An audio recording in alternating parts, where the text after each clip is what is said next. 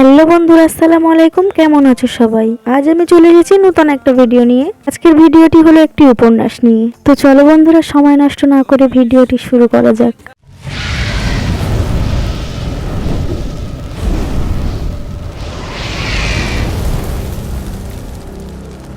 আচ্ছা নিবেদিতা, কেমন হতো আমি যদি হতাম একটি প্রেমের উপন্যাস? রাত জেগে কাঁথা মুড়ি দিয়ে ফোনের অল্প আলোতে আমাকে পড়তে, গভীর মনোযোগ দিয়ে পড়তে, মাঝখানের এক দুইটা লাইন বাদ দিয়ে অন্য লাইনে চলে যেতে, বেশ কিছু লাইন পড়ার পরে বুঝতে পারতে দুটো লাইন বাদ পড়েছে, বিরক্তির সাথে আবার ফিরে যেতে সেই দুই লাইনে। সপ্তম পৃষ্ঠার সবচেয়ে আবেগী লাইনটা পড়ে তোমার চোখে নোনা জলের ছোটখাটো ঝর্ণা সৃষ্টি হতো। এক ফোঁটা নোনা জল তোমার গাল গড়িয়ে পড়তো লাইনটির একটা শব্দের উপর। তুমি জল মুছতে গিয়ে শব্দটাই মুছে দিতে, নীল হয়ে পড়ে থাকতো মুছে যাওয়া শব্দটির স্থানটি, ঠিক সেভাবে যেভাবে তোমার চোখের জল নীল করেছে একটি কিশোরকে। 26তম পৃষ্ঠায় রয়েছে উপন্যাসটির সবচেয়ে সুন্দর লাইনটি।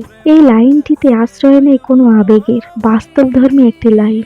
তোমার জীবনধারায় বহিঃপ্রকাশ করে এই একটা লাইন। একটি কিশোরের দেওয়া হলদে রাঙা নোটবুকটায় যত্ন করে লিখে রাখতে লাইনটি। প্রত্যেকটি লাইন তুমি আঙুল দিয়ে ছুঁয়ে ছুঁয়ে পড়তে। আমি অনুভব করতাম তোমার উষ্ণ স্পর্শ। ভালোই হতো যদি হতাম একটি উপন্যাস। আঙুল দিয়ে মার্ক করে পড়তে পড়তে 60তম পৃষ্ঠায় এসে বাচ্চা মেয়েটার মতো খিলখিল করে হাসতে। এই পৃষ্ঠাটি সার্থক তোমার অপরূপ হাসি দেখে আমি হতাম মুগ্ধ।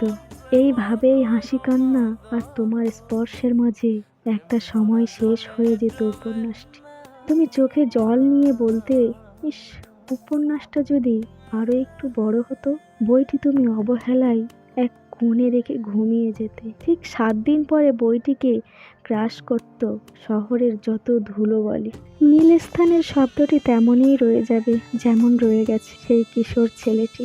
অনেকদিন পর তুমি বইটি হাতে নেবে, যত্ন করে ধুলোবালি সরিয়ে পড়া শুরু করবে। 7ম পৃষ্ঠার 7 নম্বর লাইনে মুছে যাওয়া নীল শব্দটিতে এসে থেমে যাবে। মনে করতে যাবে শব্দটি, কিন্তু মনে পড়বে না। মনে করতে না পারার বিরক্তিতে বইটিকে আবার ছুঁড়ে ফেলে দিবে।